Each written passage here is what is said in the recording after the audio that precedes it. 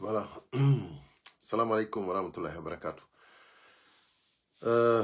Ilo la diaspora africaine, hande ko dimanche 19 octobre 2025. Voilà, haray on fop modon on salminama. Donc hande wade do live en poulard exclusivement.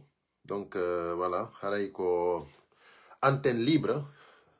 Fala be participer de o no ay participer ko 0033 752 56 16 82 no windi dongoy. Donc kala fala do participer de hande temon ko temji didi jogide toɓɓe ɗiɗi, c'est-à-dire ko fi hondum jama men on ne résultat politique et dans certaines plateformes kala jogiiɗo yewtere fi ɗum ɗon mimmiɗo faala yewtu fi ɗum nden toɓɓere ɗon yimɓe men buy naya wolamɓe fi politique a naaday politique e moƴobere ko fulɓe ɓen woni ɓe innama wata nadan men ga politique min ɗum ɗon mi tawama hay ko tabital pulago ɓe jaɓatano politique waɗe nder ton wowle nder ton mais min komi ahiwno ɗuma honno fayon ɗon c'est que politique ko si tawi hawri parti politique ji ɗin no woni d'accord waɗoɓe politique ɓen ɓe woni d'accord hara hina sifa o régime exceptionnel mo joguinoɗen ɗo fi o wano o CNRD ɗon reni CNRD ko régime wonnanda armani ɓe ko ɗum woni ɓe braki leydi ndin. Donc min mi sikki na e politique wona ko leydi ndin ƴetta braka leydi ndin woni en otage. Donc ko fi on ɗum yimɓe ɓe wawata yewtude fi honno ndi leydi hettorta si fokkitama non politique min mi e hakkillan wimi si fokkitama politique hara leyɗe ɗen fop hara parti ji ɗin fop no famodiri on tumati noon inne awa joni wata mo wola ɗo fi politique inne wata mo wola ɗo fi politique. Donc déjà iɗen jogui premier intervenant mi sikki ko Suisse. Voilà, on va le prendre.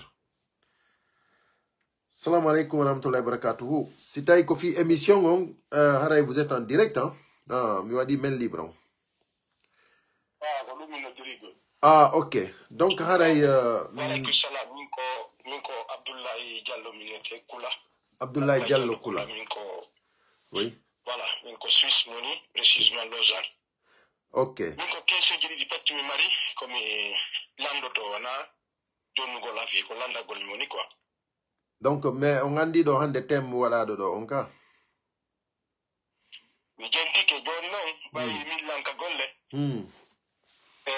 mi partage ɗuma on déjà minni joni mi natumi mi wanno tinna ko question ji ɗiɗi juste komi mari komi lando nam ɓay ko fi politique donc premier ɗumon min e hakkille an ɗum noon ko min jonni min tun sikki si tawi woni Mamadi Doumbouya tawi ɗo nambarantiɗo yay imo wawi ɗon ko di présentade ça veut dire que hari so présentaki o respecti promesse mo wanno o joni noon hara enen en présentaki exemple IFDC o ƴettalami mum o jonna goɗɗo siɗɗo makko par ce que min 90% min complan ɗo mi tañini ni ɓe faala famude si tawi noon ɗum ɗo wonoyi haray mesure fi ɗum ɗon parti o no ƴetti disposition fi ɗum ɗon ga walla o si tawi woni enen e présentake Mamadi Doumbouya présentike Sidya Touré présentike par ce que Sidya Touré no ko candidat Sidya Touré e parti ji ɗi a heddiɗi hara e mana ko enen tun e RPG woni exclui nder ton hara ɗum ɗon kadi ko honno wiɗo no ɗum ɗon. Ok, ko ɗin question ji ɗon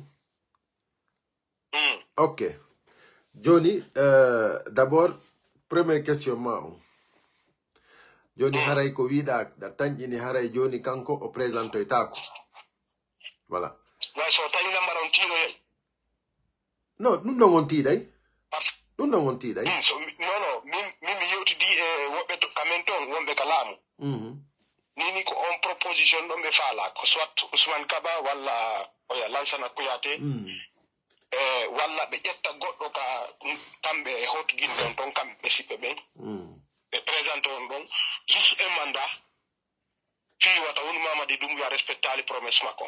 Ok. Donc joni non mi sikka an ko a Guinéen ka. Voilà. An ɗum ɗon a jaɓay ɗum. No, andi kon andi no habbotum min mi jaɓa d'abord min mi reconnais ça Mamadi Doumbouya comme président. Voilà. Donc est-ce que ɗum haɗi yo diri joni no jentitolam alandike lan mikkadi joni mi jabotoma ko wiɗa lan ko a Guinéen an a jaɓata ɗum ɗon hay a reconnaissant mo merci min ko ɗum mi habborno ko réponse ɗum mi habbino e ma parce que si ko a Guinéen tigi kono jaborɗa ɗo ni ko ni jaborte d'abord ko hay mi reconnaissant mo sakko mi jaɓa voilà ça c'est la bonne réponse voilà ko hikki ɗon kamɓe waɗi constitution kamɓe waɗi mode enen wiɗen en tawaka e mum few enen force vivant en tawaka few e ɗum ɗon ok en boykoti joni noon kamɓe on constitution mo ɓe waɗi ɗon tigi newnanamo kanko tigi yo présente sinon si tawno hara ɗum kadi o présente to e hoore ɗum ɗon arano fewde o ɓorti nokketen yo o woni civil o jonniti laamu ngu andi ɗum ɗon ina an waɗi na enen force vivant waɗi ko kamɓe waɗi donc si tawi non joni hawri ɗum ɗon kadi koɓe waɗi ɗon kon koɓe jiiɓi ɗon kon kadi ɗum ɗon kadi arrangataɓe joni ɓe inni candidat indépendante kala candidat indépendante 30% des maires doit mo parenude ɗum ɗon kadi ko kamɓe waɗi ka joni ça veut dire que kala yewɗo ɗo ɗen présentoyi c'est-à-dire ko illégalement ala hay goto présentotoɗo ɗo candidat indépendant hara ko légal parce que maire jo hay bajjo ala e nder leydi ndi mi andi joni on andi ɗo ko ɗum on tigi wonde yewte joni exemple joni Alpha Condé waɗi 3e mandat e reconnui ça 3e mandat makko on e reconnui ça e touché makko onon andi 3e mandat makko feƴƴuno o laami hitande so waɗa coup d'état Mamadi Doumbouya ɗo bila le 31 décembre e reconnui ça mo comme président de transition ka e reconnui ça min mi reconnui ça mo en personne mi reconnui ça Mamadi Doumbouya comme président kono andi ko kanko ne dirige de la Guinée ko kanko ne wadde décret on andi ɗum haɗa fi reconnui ça mo ko par la force ɓe joɗori ɗo ko woni non ɗo noon ko woni non ɗo noon koko duwaɗa faamude ko inna o reconnaissaka ɗon ko ya andu ɗum ɗon ɗen ko ha ñande o itta ɗum ɗon noon goɗɗo watama jonnude ñalande ɗen e lewru ndun kono ko ittete ɗum ɗon o ittete a faami non est ce que a faami komi wonma alande kon par ce que no woodi piiji goɗɗi watake yewtede komi innuma ko ñalande nden e lewru ɗum woni goɗɗo watama jonnude kono iway on ɗum ko ya fellitu yimɓe joɗota ko tun inna reconnaissa hino raɗa e leydi ndin wawata hotude ton inna kadi ko ɗum ɗon tun hoolori ko hunduko mum ko ɗum c'est pas possible voilà waway ko non woniri kono lanɗo kala laamiɗo hay goto luttatago e ɗum ɗon e gande ko soit on tigi hay goto luttata kanno ɗo kono min Allah gandi o neɓude oɗo neɓude hoore men hara mo ƴaa tigi non ɗum ɗon on goɗɗo watama wolade ko woni tun noon ko en fopp meɗen ko en wallidir en fof meɗen a faami joni kamɓe leader ɓe ɓen wonɓe yeeso ɓen ɓe iwtirɗen ɓaawa mum ɓen si ɓe jonni mot d'ordre wakkilo ɗen fewnoɗoɗen ni ɓe gollude piiji buy ko tawata ni ɓe wawa en andinde e ko neeɓa ko honɗum woni ko hikki ɗon est ce que a faami donc si tawi noon joni enen en jonnidiri juuɗe en iwtiri ɓaawa maɓɓe en foolay joni ça c'est facile hina fi wondema koko metti fi hande normalement lagine situation leydi ndin sans leader politique nun no doano régilde parce que population on tigi no doano immade inna vraiment wawata wuuridude e ɗum ɗo a faami parce que donc mais kono ɓay jama on no huli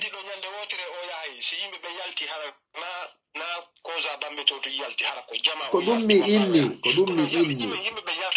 ɗum mi innuma jama on no huli si jama on hulano c'est à dire ko ñallal gotal Mamadi Doumbouya dogayno a faami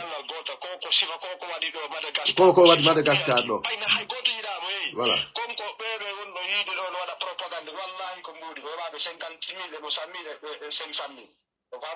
ko do won to ay do balle do mi do yodde goddo mo wondi system mo de la mo fala ya de nagde tankadi o profita dara so heba yoto wal min ni wondum o ni menen abi ko dum waddi me min ngi da wakili dum woni wallahi mo fala ya de kanka do profita siddo so do balde no andi ko nandu di wiri data ko mi wallu lo wo suudu ka wonno wallahi mi yaltini mo ka suudu merci parce que min mo bay tudda da jogi on no ngidi an mi ala ajena donc min wala ta dum goddo na fugi ada kono do andi do est ce que hore do men ben hibe jogi parce que mi dano wolgol dum ka privé e ga dum do public do mais may fayda mi nodda on du taje tudde on famude donc est ce que hibe jogi o gide o ka usi mamadi dum ya présenta ki ko on plan do ni be jogi ala élection nanu modja ko mi on ma walande do ko undon ko en direct mi wala ma élection ala la Guinée élection ko force vivante tawaka dum ça ne marche pas en Guinée anani teddungalema voilà. Donc, côté d'Ungal et on bédard de fokati. Voilà. Donc, voilà, Johnny, parce qu'il y a des gens qui veulent rentrer là.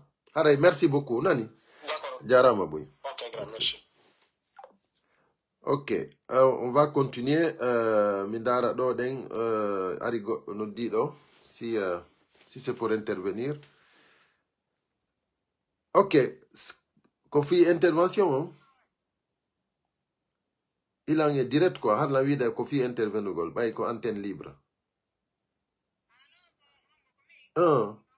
Oui. Non, ko Facebook ni mi woni. Ok, John mi non ditoite. Merci, mi non ditoite. Merci.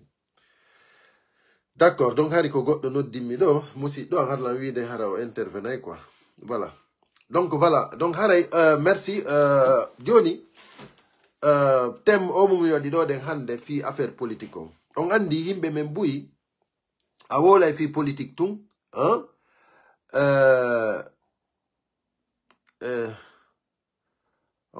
FNDC ok, tu peux m'envoyer un message après là je te rappelle sur le numéro là que j'ai affiché là plus 33 752 56 16 82.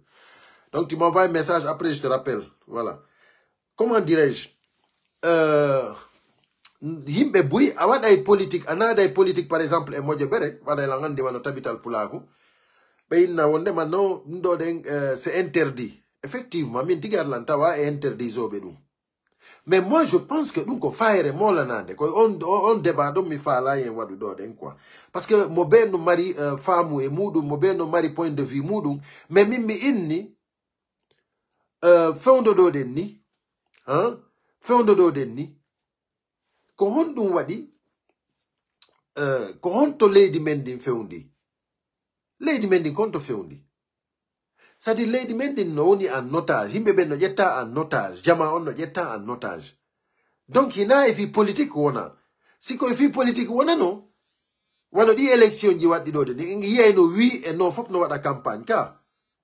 Mais non, il n'y a pas de campagne. Ouais, démocrate, tu veux intervenir? Ok. Donc, voilà, tu as l'antenne. Donc, on a démocrate. Tu peux te présenter et tu... Voilà. C'est bon, là, je suis en ligne? Oui, tu es en ligne, oui. D'accord. Merci beaucoup, camarades. Merci de la diaspora africaine. Donc, avec démocrate. Oui. On est intervenu de l'antenne libre, oui.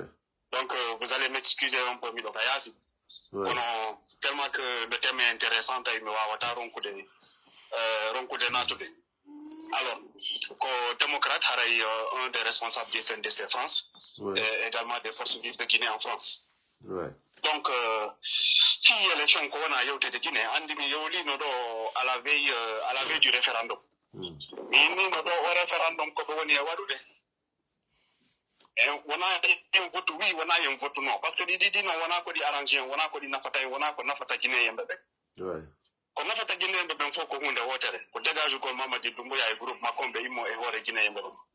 Ouais. Donc tiens jodi anji be wadi référendum yon il jodi il wali croiser les bras. Et voilà li ko doit de wadu de kon. Ça je le dis parce que tout le monde ko doit de wadu de Congo.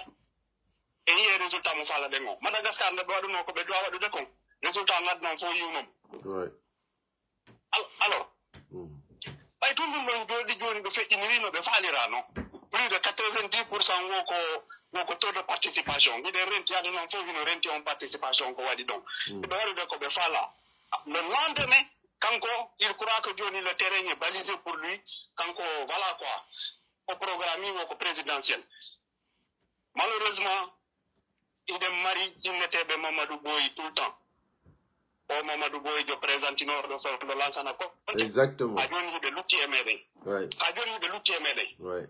Alors, je le dis, vous allez me permettre de m'exprimer en français. Pour ces soi-disant candidats aux élections présidentielles que Mamadi Doumbouya a organisées. Je vous le dis, nous allons vous chicoter tous, parce que vous êtes complices du malheur des Guinéens. Ça, je le dis haut et fort. Nous allons vous chicoter. Parce que vous êtes des vendus. Vous tous, vous avez 0% de chance de remporter cette soi-disant élection. Ne parlons pas d'élection. Pourquoi parler d'élection? Il n'y a pas d'élection, il n'y a pas de référendum en Guinée, il n'y a pas de président, il n'y a absolument rien du tout. Prenons nos responsabilités, récupérons notre pays. Ouais. C'est ça qui doit être fait. Ouais. C'est ça qui doit être fait.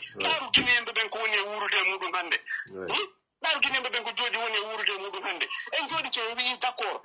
Allah nuru Allah hayre wosen yalti be fella yembe warani wone d'accord en galdi yen darno moto jime yen darno velo jime darno taxi jime ferme magasin jime de waden fop on n'a pas fait et wadali anti ko on goddo go inni on soit 10 ans yanda ko maire ga ko je sais même pas je vais pas dire son nom parce que je ne peux pas faire sa publicité donc Mamadou Doumbouya se déclarer le candidature mu ngande janguma dina wudi tata ouais il me met à ta ville. Ouais, il me met à ta ville. Mais c'est ça, on veut y attaquer. Donc, il faut payer une bonne. Ouais. Il faut se la dire, qu'on soute et yaoure, et on doit de Walou, dès qu'on donne, il va y avoir un gars, Walou, de camp de imposer, il doit dire, comme nous, pas lire la canon. Ouais. Camarades guinéens, s'il vous plaît, prenons nos responsabilités. Prenons nos responsabilités, il n'est pas tard, prenons nos responsabilités. L'exemple du Madagascar, frappons est là. Ouais. Ouais. Ils se sont mobilisés comme un seul homme, ils ont chassé la dictature. Comme nous allons voir de nous. Ouais. S'il vous plaît, les gars. Ouais. Donc, merci, démocrate.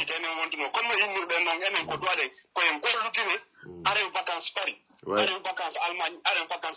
Ouais. Ouais. Malheureusement, il faut que tu aies donc, jaman fo no tora imagol daro daduto wakilo itembe yimbe bombe hore mede. Merci. Donc mi jogata ko antenne ko juuti mi do yasi. Merci. Donc merci beaucoup camarade, merci. Merci beaucoup démocrate, c'est gentil, merci vraiment. Voilà, donc on fait amica.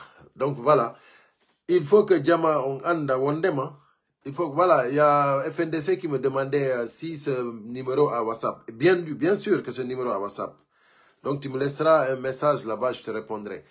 Donc, Haraido, Jama on no souti wondema, même leur propre constitution, Mwentawaka et Moudou, Haigoto neonanaka yogol wona candidat libre. Personne. Parce qu'il faut 30% des maires pour parrainer. Kodou windi ko constitution mapbe. John maire de Haïgoto Allah, mais pourquoi maintenant ils vont parler d'élection? On nous appelle du Mali là. Allô, oui. Oui, on dirait Amadei. Nalato. Yetu dala. Donc, ils doivent présenter, ils doivent jouer antenne. Ils doivent nous dire titio.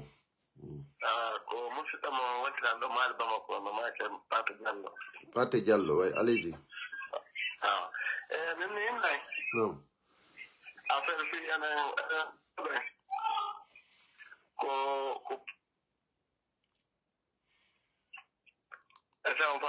Alay labude adi taji. Nam.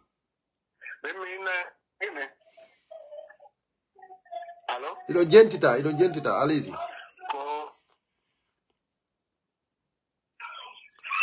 Alay labude. Ok. Donc, désolé, Alay labude. Keita Bokeh, merci beaucoup, hein, merci depuis le Japon. Merci vraiment. Toujours fidèle. Donc, no il y a fini, bébé Mali, Alay labude, quoi. Donc, on nous appelait du Sénégal. On rappelle voir s'il va prendre depuis le Sénégal. Ok. Donc haray élection jiding be wawata feƴƴude ɗon ko jango ɓe wino kadi DGE on ko jango jonni rendez-vous yimɓe ɓen fi yawgol dépose candidature ji maɓɓe ɗin joni non an candidature ma on candidat indépendant c'est-à-dire il faut que heɓa goto mo andanda hoore ma ni pare ni ma au moins mais il y a pas de maire ɓe ini non il faut 30% des maires voilà. Salam alaikum. Maaleykum salam. Aray do way présenter vous avez l'antenne ouais. OK. Minangini Alassane Diallo la pour Dakar ni woni. Alassane Diallo depuis le Dakar, oui, depuis Dakar, oui. Ko leduma woni kane. OK, Alassane, allez-y.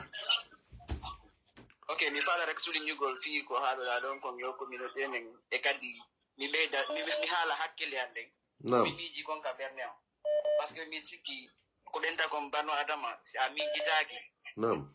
Tay woni ambi gitaki haray no yurmi fionno mini no yurmi parce que leñol mengol hande sa bano adama no immo depuis 58 malgré ni ko mi pay fu ma mari on telan hande dubi no gay jowi mais mi lang andi ko parambe ambe immi ko ngari on telan gollite na indu ko par exemple no wadu gol dun mais hande hatta no hibe darne kadi kamen mais mi dari depuis 58 ko ene woni on telan woni lorrindirgol parce que hande sa koto bebe hebi dole e yeso min c'est parce que enen mitaninu en fop enen no wodi hakkunde me himbe be nunda yimbe be andata mimi inna ka lina ngedo hibe buri hay iblis anu buri be kambe kay be buri iblis mi fala haaro be buri seytan dina dum ko honno immoto da honde lan anyamo ma maninka be mi ala halde affaire be ethnocentrisme maninka be entrama be ko minge mabbe jangidi ko menen jangidi mais kambe no woniri idin mais enen ko enen hontela hakkunde men no wodi nafigi be anta no yiwata ka derde mabbe hayyaw mabbe jama sande si ni enen en hikkina e goddo yeso immode minimiser neddo etten neddo mo huli reedu joni mi fala andugol enen sen hikkini neddo yeso ko finente neddo no huli reedu hande mi inne problème on ha problème selu dale marde ko population guinée on mari problème parce que na selu dale woni problème guinée on joni kambe laamu gon hambe si be wayi hande wadu ko be fala ko be wayi wadu ko mais ko fiyon neddo ko yasi parce que be andi be wata wadde goddum baawo selu dale jonon ene mo hikinde yeso ngel teddintamo sina minimise gol mo ko yennugol mo aybina mo hala ko fiji fop mais hande na sellu dale woni problème mon ko jama o woni problème mon ko sellu dale woni wadde boni ko ginde ko sellu dale wa boni ko gine ko fi won jama o susta halu gol gonga hande ndara jawdi wonda nyaamo de ya ande ko yite jarnama wonda nyaamo de ande Allah landoto ma ko ndebe tambo ma ko onno na daydi enen ko atna pin jokketen ko woli ko welata won kikin tu jokketen enen siku don tela hande ka wonden no enen ka wonden do kada ko silu dalen yaaliuba enen ko joda goldo immo dum hontela walla lenyol goto ngo lanna en ID ngol depuis 58 enen heggiti ko waden ko Boubacar Biro en heggiti non fu ko waden ko Sira Diallo ko waden ko bam no enen heggiti no ono hande ande ala goto wondo ka ya saysa mari milliard taw ya fala wonde ka yasi mo beno wahirda o enen ko do men jibina men janni hontela ngine men wahiri wo kamen burani men honde lanka hande si goɗɗo stigmatisima honde lanka yas atawa no musa ma ɓe ko honɗum wawɗa yo obligé jaɓa parce que min e mawɓe men ɓen konto gadi erreur on ko dugugol o dictateur ge si ɓe dogano o dictateur tonu ko ɗon ɓe falji par ce que alamo faljata si ɓe dogano seeku ɓuuri depuis lawnu hande heɓata ko on nden heɓude kon tawa noon enen leñol ɓengol yo mari naafigi ko gasata moyɗa ko on haalantama ɗo joni yawaɗa goɗɗum mi suni e mawɓe ɓen Elas Badrou Ba omo hontelan kamɓe ko ɗon hontelan baɓe ngan darde enfin as galle maɓɓe ri mi ala mawɗo ɗum ɗo noon fala ɗo ɓe jeeto live an ko min haali ko Alassane Diallo minete ko Sénégal min hontelan la carte almadi moɓɓen ko naafijiɓe ko ñamayɓe hontelan ko ñamayɓe ɗum ɗo ngenari sellu dale garay ɓe weltano sellu ɓe faminkinawa sellu ala sellu dale yaaha ɓe moɓe gollide laamu ngu moɓɓen ko naafijiɓe hande si namayo gonga haali e nder leydi Guinée ɗi ɓe mawɓe fof no dowa ittede parce que dina kan tabi dina kan mi jetta dina kan be figira dina kan wala haalindira nen gonga mais Guinée sa haali gonga ɓe nanga ne akiya a yenni moko ba na yennugol moko ba do aka ñamugol jeenaari moko ba fullay Allah ndara asma o tawni kono arda yarade hikkoto yeeso exactement neɗɗo yo haalu gonga yandu a maaye neɗɗo haalu gonga hande na sellu dale woni probléme Guinée o yimɓeɓe yo hulu hakke sellu dare wallahi gran kala hontela leydi ka toñi woni Alassane imɓe buyno ko ligne raɓɓindino ɗon ya beaucoup qui appelle donc Merci, merci beaucoup. Amin. Amin, ya Rabbi, merci. Ok, on y va. Angola. Voilà. Haray, on va y présenter, hein. Vous avez l'antenne. Allô? Allô? Ah non, non, on a la connexion. Dans la connexion, on y va. Côte d'Ivoire. Ok. Allô? Oui, on y arrive. Aliou, attends un instant, Aliou. Attends un instant, je te rappelle. Jamtou? Ok, arrête, on est en direct, hein, on va présenter, voilà.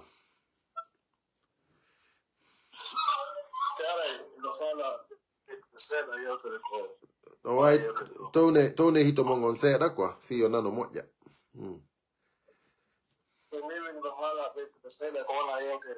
Awa, idon jentita, ara on ne bina limbe buino fala intervenu de do.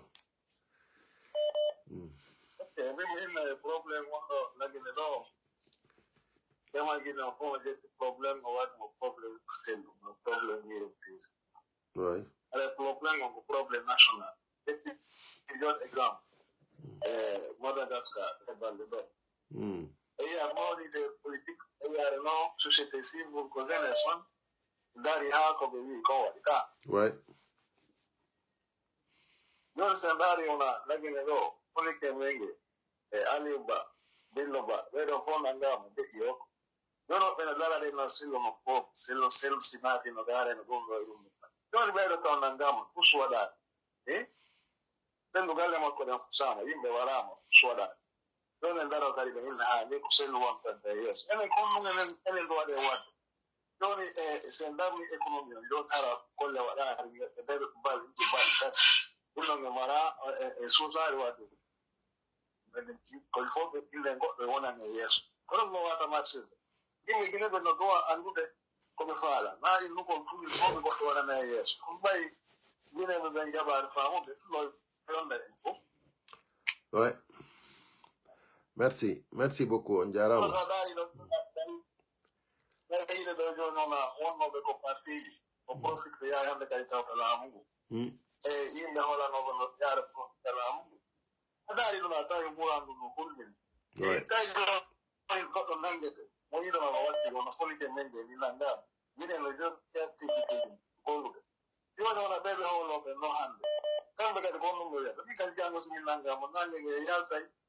Mokala joka activité ngara ko be goran bi so kala e ko kan ka wala ko sen laare on babila e ba ala mo wol e bare ma ko nanga mo de no yo kan ka na fa ko ko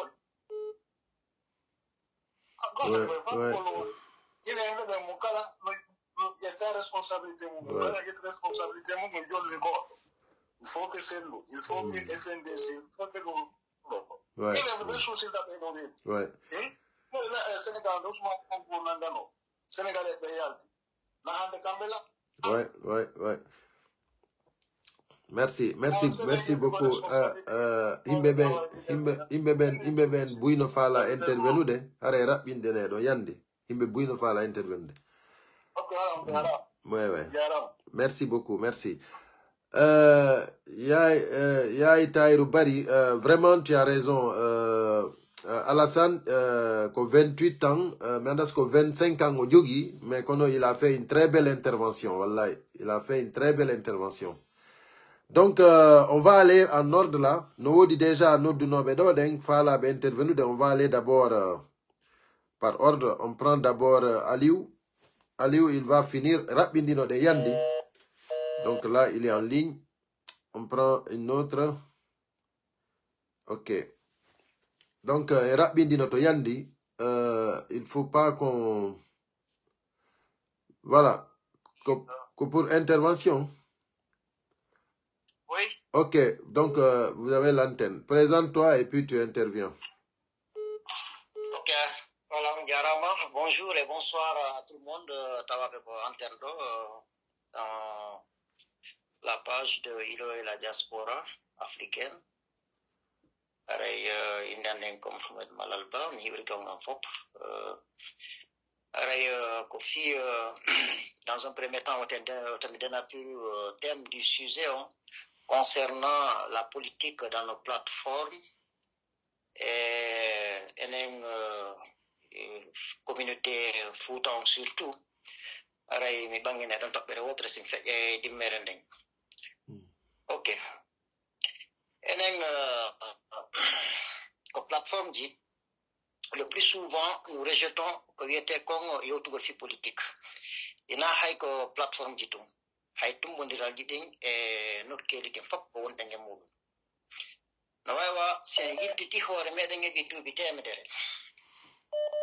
Maamiraɓe men ɗen e jama men gon e babiraɓe men ɓen hanko sakkitiɗo c'est à dire enen kala ko wiya politique ko yen pottito kala ko wiya fi affaire hay yowgol hay janggoygol aduna sariyanke ko yo pottite c'est à dire ko éleveur waɗade commerce yeeya goro tetta kake yaha yeeya dans l'histoire du temps onon enen tappira ɗen hoore nden hande ɗaani si hewti ko armée non hina yo yahay si hewti ko janggoygol hina yo yahay jange si hewti ko politique hina yo waɗe politique alors et pourtant kala wonɗo citoyen e nder awo aduna ɗo dans n'importe quelle société ara on citoyen ɗon ko personne juridique qui représente une institution et n'importe quelle entité walla société mo hoɗi e muɗum hay ko nder ɓengure makko tigiri ko nene baba woni o woni ɗon ɓiɗɗo walla ko woni nene baba parce que si tu ne fais pas la politique tu ne pourras pas arriver à la gestion de la situation stratégique des choses donc min ko nde yewtere am ɗo sagonde hewte no fuuta luggu ɗon ko nder village ji kono himɓe ɓe jogaki téléphone android ɓe wawata écoutude message ɗin ko be wakkilɗo ɗen continuer aux conscientisation peuple foutan dans nos communautés, dans notre communauté, surtout dans le Fouta profond. Yo jama on andou, faire de la politique, c'est l'art de gérer et de participer au modèle nouvel où nous prenons les décisions les plus grandes pour notre devenir. Politique, c'est essentiel et c'est obligatoire de la nyamako politique parce que la gestion stratégique no soodi reta non fi heɓugol e participegol e nder ofji ko winda kon fiya soodu adda ko galle ma walla ɓengu ma e waɗa ɗum ɗon c'est déjà l'art de politique c'est déjà l'art de politiser alors la politique c'est une obligation si tawi noon a lutti e politique um tesukun kon hakkude ma e miñam ma tun walla hakkude ma e ɓengu ma walla moodi ma oɗon luttata c'est à dire leydi ndin ɓe ɗetta décision ji ñande janngo fina ara tawa inna he wonde tuma o mirɗo darnaɗo ɓe innama wondema ɗum waɗano élaboration établissa promulga et diffusa donc c'est une loi qui a été votée dans l'assemblée ɗo e hewtude ko assemblée au suffrage dans le niveau bas ko société o waɗa taw so yehi juridiquement donc ko ɓe taweɗen e nder aduna o ko ɓe taweɗen e nder systéme politique leydi men ndin fulɓe jama wonta on dogu politique tawe e nder politique kala ko waɗete e nder politique par ce que onon tigui kon politicien ɓe on anda hay jombuɗe rewɓe ɗiɗo ko politique o watta fi o waɗu on gestion ɗon donc ko ɓe taweɗen woten puttine wonɗum addi hiɗen lutti ɓawo ko fi en dogu armée en dogu janngugol en dogu politique hande wetani aduna on law fo tout le monde doit s'intégrer et s'appliquer davantage et être dans le monde de la politique, dans la gestion de tout concernant l'évolution et l'avenir de notre pays. Ok, merci. Deuxième point. Il faut faire vite parce qu'il y a beaucoup de gens qui veulent intervenir. Ok, voilà, d'accord. Deuxième point, toujours, mais toujours, pareil, le fait le plus important, c'est que enen fulɓe ɓen ya la trahison ko gonga donc no woniri kono ɗum ɗon hina mode de vie hande tertoɗen ɗum ɗon pullo no tawtude sosen tawtude manika no tawtude pullo ɗum ɗon fof mo ɓe ko guerre d'intérêt mais hande la guerre ko le guinéen a o ɗi bandiji arɗi jooɗi hoore meɗen ɗo CNRD Le CNRD n'a aucune valeur. Le CNRD n'est reconnu par personne. Depuis 24 décembre, fait le CNRD mandat de Gassi. Il y a organisé de Hande d'or. Il n'a pas reconnu sur le plan international ni sur le plan national en République de Guinée. L'Afrique est bien, il y a mis beaucoup de choses. On peut voir des himbe, soka himbe. Aliouba est un opposant, leader farouche pour le maintien de la démocratie en République de Guinée. Le Nanga Soka, j'appelle et j'interpelle à la population guinéenne, au peuple guinéen conscient de se préparer devant le soulèvement populaire. Fok immoto yalta daro potina di bandigi potina mamadi dumbuya. Assalamu alaikum wa rahmatullahi wa barakatuh. Merci beaucoup. Donc voilà. On va aller en ordre. Nous dit bouy on ben fala bedo intervenir mais on y a en ordre d'abord. Nous dit bouy no doube donc midare no miara en ordre. Je vais essayer d'être juste. Si allô oui Aliou, vas-y Yandi, le temps est court, himbe bouy no fala intervenir. Vas-y. D'accord, pas de souci. Ok, alors moi je commencerai, aujourd'hui je vais m'exprimer en français parce que le message que je souhaiterais lancer, ça concerne tous les Guinéens, voilà. Et en fait, je commencerai par dire, les gens, ce qu'ils doivent chercher à comprendre aujourd'hui, c'est d'apprendre sur les autres. Il ne faudrait pas qu'ils acceptent qu'on apprend sur eux. Nous avons vu ce qui s'est passé tout récemment à Madagascar. Et ce qui s'est passé là-bas, c'est quoi? La population est sortie massivement pour demander le départ de l'ancien président. Trouvé des espèces par Macron qui a envoyé un avion et qui lui a fait quitter le Madagascar. Maintenant, imaginez tous les ministres qui étaient avec lui. Imaginez tous les hauts cadres, tous les hauts, c'est-à-dire tous ces postes. Est-ce qu'ils auraient réussi à avoir un air pour sortir? Non, et ils sont à Madagascar. Ils sont là-bas. Donc cela veut dire quoi? Moi, ce que je vais demander, les Guinéens, nos parents qui sont dans le pouvoir, nos amis, nos frères, défendez le peuple, défendez la vérité. On ne vous demande pas d'aimer un leader, mais au moins aimez vos peuples. Et pensez à vos enfants, pensez à vos enfants, pensez à vos enfants, pensez à vos futurs. Car dans cette vie, tout ce que vous voyez, c'est pour un temps. À un moment donné, ça va changer. Et il faudrait que si ça change, que ça ne retourne pas contre vous. Parce que tout ce que vous êtes en train de faire aujourd'hui, ça va retourner contre vous demain. Nous voudrons bien avoir un pays démocratique où c'est la loi qui règne. Ce n'est pas la loi du plus fort qui règne.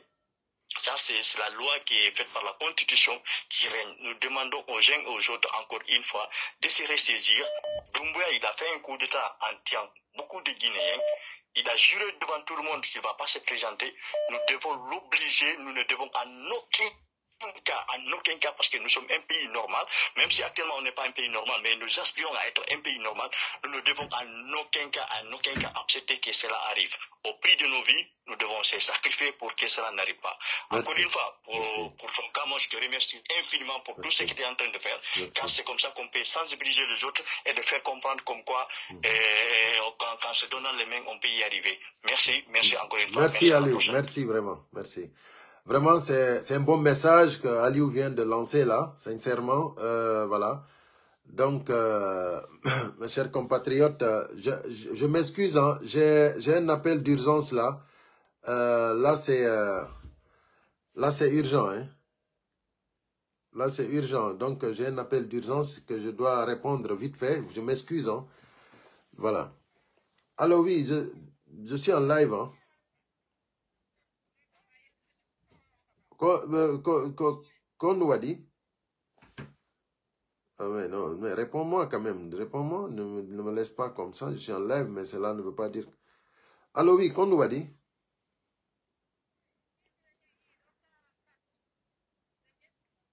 C'est... si tu as vu il y a faux, c'est bon? Si tu as un faux, il faut 45. Ok. Ok, si tu as non, si tu as c'est bon. Si tu as non là-bas, c'est bon. Merci. Ok, je m'excuse, hein. Je m'excuse. On va aller prendre les appels comme on les a reçus. Voilà. Donc là, c'est aux États-Unis, je pense, ou bien au Canada, je ne sais pas. Voilà. Allô, on diarama. Nalaton, voilà. Aray don jogi antenne on do way présentade. Comme ça, aray yandi ara on joutinal imbe buino fala intervenude. Mingare ko Thierno Ba minete. Nam. Jodi do États-Unis. Nam. Komi fala to andinde jamao. Iji didi no sonjude en hande. Kulongol. E sotidirgol koyde. Sibini no sotidigo koyde hande ko be wobe mawbe men ben woni sonjude. E don fami. Nam. E don andi enen Afrika e soutenir be jillidiri fina tawba e Islam. Hande be inna mawbe men ben si hali fenande. Wen nunnutum wen jaban fenande. Allah le non tungi fenande fenowo ko fenowo wujjowo ko wujjo Allah inali bay hare neddo on sino nawi tanko mo accane o tisi mo tawto yi mo yande la kara sa no nawi da wa nawi ta hewta nawi yande Allah nde wayru waneni da o biddo no nawi de wo yeso nene makko ko biddo ko bobo peno paske be yi mo ko borki labi pos on fami yo be mo be yo andu ko be on ko wadde na deftere nden be on jokkude ko seytane be on jokkude be joodi be fawti ngulamu do on fami ibe nandita e papirawo nelaado Abu Lahab jangube ben deftere nden no andi fi makko no hala ko de deftere on fami o yettuno jawdi makko e piiji makko din fop ko walliti Quraishi ben fi habugol nelaado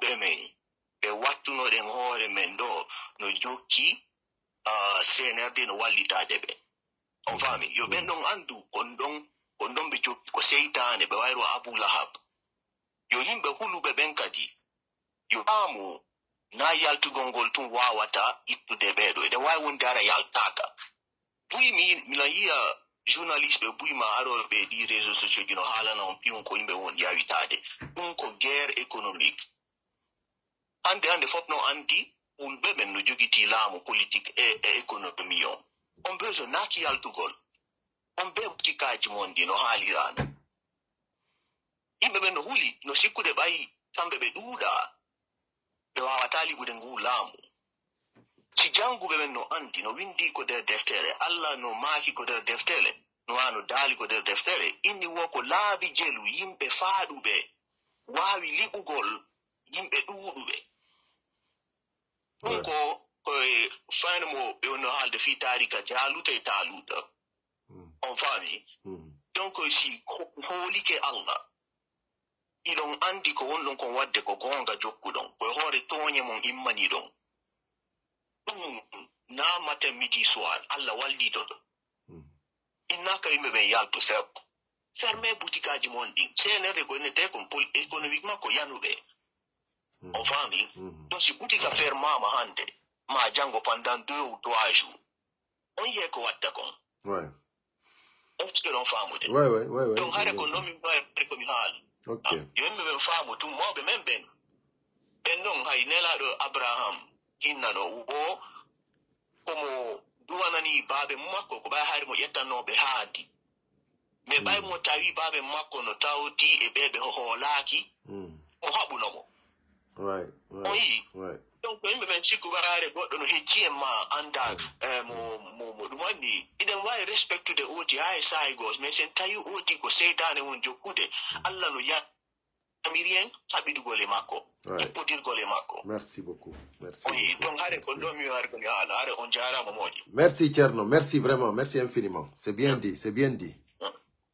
voilà donc doden intervention Thierno do labi pos. Donc, on a tous compris que vraiment,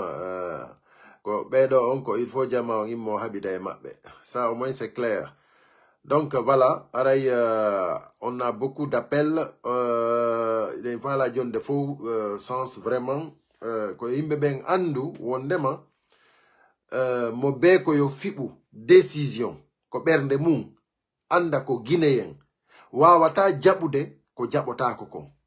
CNRD ko be jibi do kon ko ma be yara dum kambe tun wata be yarno en dum few leydi ndi na kambe jendi on fami be yeta ma referendum c'est illégal be yetti mbudi leydi ndi be fusu fasannike kala yettudo mbudi mu yey déposer inni ko candidature on tigi perdi mbudi mun din ça je vous le dis hein kala candidat do innudo yey verso yi don on caution donc o perdi mbudi makko din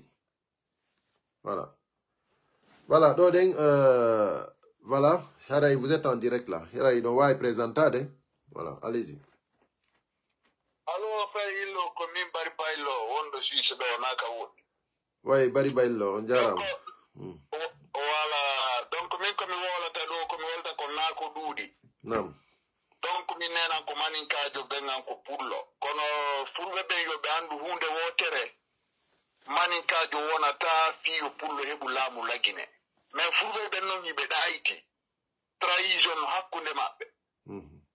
Jamfodiro no hakkunde mabbe kono fulbe be yobe andu maninkajo wona ta sabu ham pullo lamo lagine yobe yeggutu quoi fala wono hatta soda deftere janga ma soda putoru borno ha yiwda groupe mabbe on bawo sellu dalen sibe wadi réunion be fu mabbe c'est la disa yi hay forme mabbe no be mobondirta no réunion ji mabbe din awawa tayinude bembe wawa ina bugol lamu quoi na hutita golbe na manku golbe respect quoi kono fube be yobe andu malika be wawa ta wonde sabu fi yobe bulam yobe yegutu dum few se be fala yobe immo be daro ba o sellu dale awa si sellu dale kadi iwi lakine woni hango la maki wona duubi temedere ma bura duubi temedere ara pullo me mali lamu lakine yobe andu dum right. On va, parce que contre vérité on nous dit en fait iti lady fop mun no dari bawo aden goto no chukki bano aden goto ko andi go ngakam ko gonga kan wole te ko ouais kono yimbe be lagine do wola ta gonga ko lagine tunyata goto no dari no burni namo ko bade ko gorko mawdo o salli go fewta Allah o jula o fena ko lagine tunyata dum quoi on va awa fulbe ben sibe imma ki be dari be sela o jodagol wowla rabbana atina dum no wadi dum no natir be yeggi kadi piji dum on tuttan be ganna babe be wadino aduna mabbe on quoi be wadino aduna mabbe on few yo be yeggutun don ko fewndi ko be jokka dum mani ka be ko jalan gollirta ko piji jalan ko dum be jogiti wolugol tum fi bismillah en joodo mo kala fuɗɗiɗo wolugol nanga jangugol laayeje ɗum fof ko sama kala noon si ɓe jooɗike ɗo han woni selludalen laamaki kamɓe laamu yoɓe yeggutu pendant 100 ans lagine mais ko ɗum ɗo ko mari ko woola quoi. Merci Bailo, merci beaucoup a jarama boy merci. Ouais, c'est bien dit, voilà, ko mobe façon no hirata non, en tout cas ko woli do kon mingol lan tawtimo. Si tawi jama on jodi ke do hansellu dalen lamaki lagine. Haray do kisa, jama on andu haray siwa. Mi anda non ko dubi jelo, mais kono haray siwa de parce que hande en fop meden hiden andi sellu dalen ko wona do e toñede. Galle makko den libama e hore angal saria. Non kadi e foppi den andi dum don. Joni yimbe no jodi do den wobbe no jodi do den ko réseaux sociaux ko be wonno wiide ko yo sellu taw nun hara hino ko men hande si tawno hara sellu no lagine nun hara no combat men on maayino hara no c'est terminé parce que be bloqué no mo si be warano mo o yaltata hay nokku donc si tawi hawri non an sina a wara hara ida soki ma a yaltata hay nokku hibe bloku ma awata yaltuda ko suduma ko hondu wawda wadude na hara no combat on gasi wobbe no wino sinano dum don ko sabu ko yalti ko gine kon ko dum wadi si tawi hawri beedo den no dumanni beedo den ko himbe be sellu hawtuno di jeenay e sappo wondi e makko ko ben jodi andi ko andudo ma wo yawima hande hida teddi ha e der aduna on kono ko der ko takko ma ko be ngure ma ben don den hare no yawima parce que hare kambe ko don hebala ko don janduda ben hare no yawima wano sellu dalen ayayi wano lambe wano mo way fottude o e Barack Obama hara Barack Obama no teddini mo Bill Clinton hara no teddini mo way fottude do joni e Macron hara Macron no teddini mo mais kono hara ko makko tigi dalen hara yimbe no ton no yawi mo il faut que jama on fama c'est-à-dire on do en fop meden iden andi koko wona wolede do fi ergine koko wona wolede do fi suudu makko ko liba do dum do den fop ko e hore toñe hande hay fus be ala ko be nangira sellu dalen hay fus jama on non no jodi no yetti problème hop no wadi ko sellu n'a pas de problème ko enen jogi problème bandirawo men goto no wadi do de message gambien jo mi juina mo do joni de en attendant pas yimbe buyno fala intervenir de je ne peux pas parler mi jonna on antenne voilà hande ko non je antenne je vous donne l'antenne donc odo den voilà coupi on va aller no wodi goddo insiste dodo bon donc je vous attends hein. En attendant mi juina do den message goto musiddo meden non do odo den no fala intervenir de kut ko kut oui. Ibrahima Sori Diallo depuis l'Angola. Ibrahima Sori Diallo. Donc voilà. En famille, il faut que Jama on femme quoi. C'est pas le problème. Le problème n'a c'est lui. Ibrahima Sori Diallo, désolé parce que voilà. Allô oui. Allô. Oui, aray jama fop no jentiti on donc da way présenter wolong ara on jutinal yande awa ko ni ko Ibrahima Sori Diallo ni te jodordo Angola ni fewndo ka fewndi o saydo ara mi hurike kala nado ko buenas tardes e sorti sangin baw lagine on fu ara ko no mi jogi kom jonna en ko en wakilo ay fusko wawata heborde ni ala terto den tabotindirgol jogondir wonne nene goto baba goto tondo ka fewndi do a joga e hunde ha hunde jogoma accita ko jogida kon jogoda ko jogi ma kon ha seeda ko jogi ma ko nos jo kontina jokka ko jokkuma ko to jokkuda ko right aray do golle den fo golle den ka fewndi ren do hay goto ala e bonindirande sina ene so en wakkilo minnata itten hasidiyagal hakkunde meɗen sen jogondiri tun en wawa e gaynude wonɓe ɓawo men ɓen ko yimɓe hulɓe reedu kono fatimɓe hulɓinaka ɓe andata ma ɗum en andata en sikka wendo ɓe suusi reedu hadda ƴeeyana si taƴi yani hay gotol maɓɓe suusa hay gotol maɓɓe suusa ko en wakkilo tertoɗen bonnidirangol hande sen inni Fuuta kala heɓuɗo ko enen heɓi goto noon kadi ala e fallude en sina enen wonɓe nder Fuuta ɓen kadi aray wakkilo ɗen ko ko yo toon do na génération wigol ko hettini hay fus ko hettini e wola hettini ɓayra ko hettini wona e wolede fi muɗum ko pullon duwa lamade fewndo ɗo sa daari palle secouture ya nini ko fotoji jelo yiyata ɗon pullo hay goto wondirane gonga aray ko pullon ko time pullon hewti ko fof ke o laamo o ɓayma o laamo fof ke o laamo si ɓuttay ouais. Merci beaucoup. Merci. Merci, Modi Brahma. Merci, ouais. Ok, donc, quand pullon, comme Modi Brahma ko woli donc, quand pullon heuti, il faut non fulbe ben anda wonde matam mabbe on heuti. Voilà. Hande, lagine, faut 4 régions naturelles. Faut pino andi vraiment, la mugun no feuti, Monsieur Sellou Dalen Diallo. Faut no andi dun donc. Fop no andi kadi ina fi fewtu moto ngimo gaina. Fop no andi vraiment ko responsable. Imo jogi experience. Imo hola. Donc, si tawi non joni hawri, himbe wonno be takko makko ben. Ko ben hande wone wiide hari lagine ko pineje tati. Joni de woni pine nayi sabu Mamadi Doumbouya. Mamadi Doumbouya no jodi ko himo jibodi e hore makko. Ko himbe fufala fuɓe jaka be wonduno den ko be wone susindemo inna mo ko ma o jiba leydi ndin. Ko ma o huɓɓa leydi ndin sabu intérêt o e maɓɓe tosokoy non vraiment simi ndaari Sellou Balde ko woni e yewtude kon simi ndaari Sellou Balde ko woni e yewtude kon fewndo ɗo mi jentitike ko wonno yewtude ɓaawo ɗo kon wallahi guinéenjo fof no dowa mo bantade rétroverso ko kala guinéenjo no dowa bantade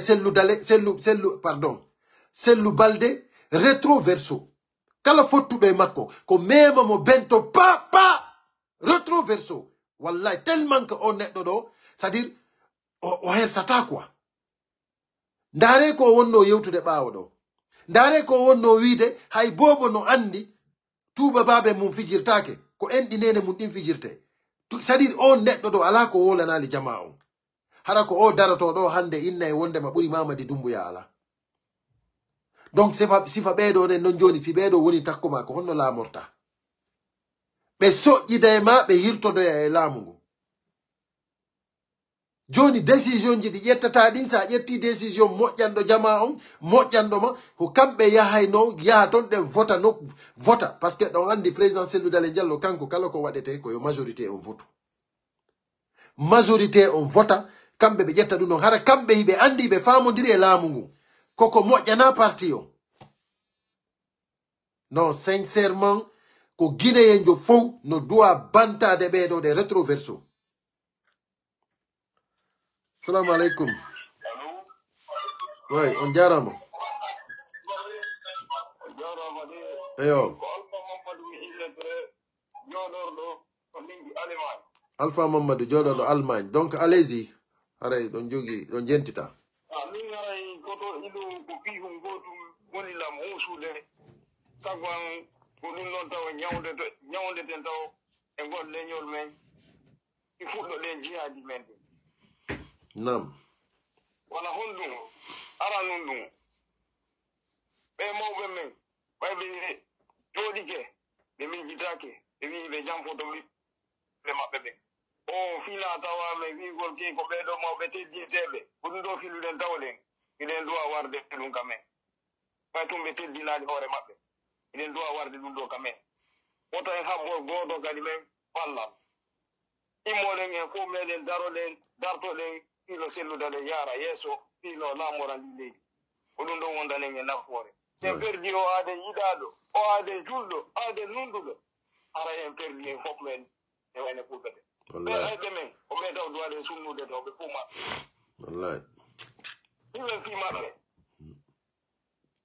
i fuɗɗoɗen combat men en iɗen andi ɓe fuu maɓɓe kaɓe woni ɗon ɓe suuɗaki mawɓe men ɓe fuu meɗen eɗen andi ɓe iɗen sutiɓe kadi iɗen wondi e maɓɓe bimbi kikiɗe lannen fi maɓɓe si yahanen goɗɗo goo gaño ma ko ala ɓurɗo wonɗo gaño siɗa wonɗon takkoma ta holduɗa on ɗo wo wawata masude ɓe luttuɓe ɓen dogal ɓe suusatama daade ɓe mawɓe men fuuta jooɗiɓe sikki kamɓe hannde ɓe gayni ɓiɓɓe maɓɓe fof no jonna posiji ɓe gaynaali ɓe ɓurtu jamfagol fuuta koyne noon accani ɓe ɗum hannde ni kala kaɓe loddita ɗi yahugol waɗana leydi men ndin combat fino leñol langol hectore miɗo engage haray komi prêt eno numéro ango ok haray ko ɗum min mari komi yewta ɗo ɓe ala juɗɗinde haala sona mawɓe men ɓen ko ɓe gaɗoɓe ɗe sunnude ɓe fof maɓe haa ɓe lanna wonɓe en ɓe jamfaade. Merci beaucoup on jarama le message est propre merci non ɗo ɗen jama fof no andi ko feƴƴi ɗo kon e ngal e ngu laamu Mamadi Doumbouya ɗo e o otage mo Mamadi Doumbouya ƴetti lagine ɗo min mi yetike on en fopp meɗen en weltanoy to Mamadi Doumbouya par ce que en sendidiri guɓe e condi kamɓe jokkuɓe Mamadi Doumbouya ɓe wonɓe wiide wondema ɓe wallitoto Mamadi Doumbouya fiyoɓe sunnu legine kamɓe tigi ko hoore maɓɓe ɓe woni sunnude parce que si ɓe sikki wondema Mamadi Doumbouya nan nangueteɗo ɗum ko sama kala Mamadi Doumbouya ala issue de sortie on ala ko rewno Mamadi Doumbouya il peut pas s'en sortir c'est terminé France e hoore mum o yino ɓe yaltiniri président Madagascar on ton Conakry ɓe ronkoyey ils ne pourront pas Mamadi Doumbouya si tawi hawri ko français ɓen jonnuma wondema garantie ɓe wawete suuɗoyde ɓe yaltine nder leydi ndi sache que tu auras des problèmes par ce que mi andinima hande hiɗa wondi e Guinéen ɓe takkoma ton ɓe andanda hoorema ni fewdo ɗo den ni haysi ɓe jalanima andu wondema ɓe ɗaynete woni onon ɗon koye ministre woye toso koye wiitiɓe koye ministre woye jooɗiɓe ɗon nden e mukkitangol Doumbouya neɗɗo mo andanda hoorema ni hay fusala ko ngani onon o ginni ko on jottoɗon e mukkitangol vous êtes foutu à jamais hay goto do si nangama tu si Mamadi Doumbouya nangama wata goto acce yalta leydi ndin hara ko debbo buumiɗo miɗo yaafini e rewɓe buumiɓe ɓen kono ko fi honɗum miɗo wolana ɗum ɗo miɗo insista ko fi wata goto suuɗo yalta nder ton wata goto e mabbe suudo e yalta si Mamadi Doumbouya nangama ko be heju der tombe fop konti mabbe on ko to régulte kanko e tuso koy fo koy hinko e tuso koy fop ko to régulte konti mabbe on si be sikki be jiba e o constitution do be immo be yakadi be inna kadi be wadana yimbe ben candidature indépendante ji dum do fo harako dans l'illégalité be daro be inna wondema si Mamadi Doumbouya wona ali candidat kambe hay goddo yata ville hara dum do fo ko nder leydi ndin ande peuple de Guinée on no arde peuple de Guinée on no arde ko min haalani on hina mabanagol hay goto hina wolangol on ko welata on bibbe leydi ndin tigi bibbe worbe leydi ndin tigi hino ko nder leydi ton ko min haalani on dum Mamadi Doumbouya o ndaray o anday e ngal wondema lagine hina CNRD je lagine hina clan je lagine hina o système mabbe do je lagine ko hawta dum no wodi bibbe worbe desidube wondema kanko Mamadi Doumbouya o ala yaltirgal dum ko min halani on dum bibbe Guinéen na janambe de si France et communauté internationale si be fala be jogondirbe fop lagine c'est pour nous les Guinéens awal no wodi sibbe men Guinéen be jodi be der leydi din hana na ko darto do inno onon kadi arega menen meden jogi sibbe ame wonbe leydi din jogi be ndimu desidube Mamadi Doumbouya yaltino eta hay nokku Mamadi Doumbouya yata hay nokku ça c'est moi qui vous le dis voilà si tawi non joni on holaki mahe dam puccu nan hollande donc on va partir avec les auditeurs mido ya fini bouyan no wodi do den honno Mohamed je t'appelle voilà Mohamed on fami donc haray ko on famu dum do mo be ko wonu prêt et préparé parce que ko wimi on be anday ko hombo wadi ndiange der ko si Allah jabi allô oui voilà il a ko antenne hein? Tu peux te présenter voilà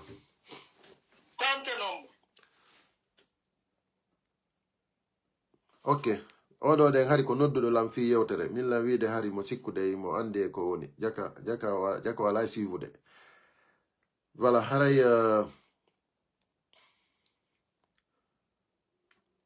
yette bedo depuis le Sénégal voilà haray ko dum don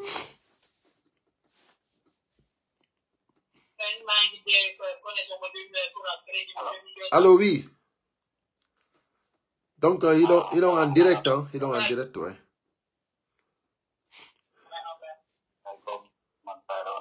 alay nanade hein ok bedo den ko be woni don san c'est pas propre donc voilà donc en continue haray donc débat on ko fi be won be wiide do den élection hombo ko dum don e fi affaire politique on parce que yimbe ben a wola fi politique tum ben ko fi hon dum politique addanton en politique ga joni misi mi yetti ka ango hein odo den hon nanen kad mi goddo no winda do de wo ko pink c'est-à-dire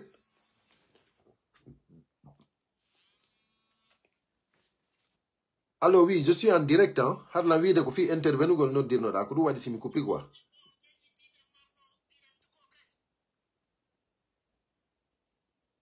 mais non mais l'heure yonal taw ka yoni ah ok j'avais oublié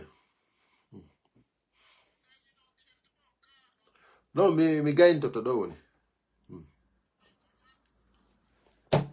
ok haray mi yejitino j'avais quelque chose à faire de urgent live cagnotte solidarité donc haray mi yejiti ko Tidjane la puissance haray mi yejiti donc haray mi do yafini buy mi do falano yen konting mais kono donc meden jogi live direct haray mi do yawde ton mi do yafini nani mi do yafini buy vraiment j'avais oublié mi har la vidéo ko 17h ga jaka ko 15h amenga merci beaucoup et voilà et à très bientôt merci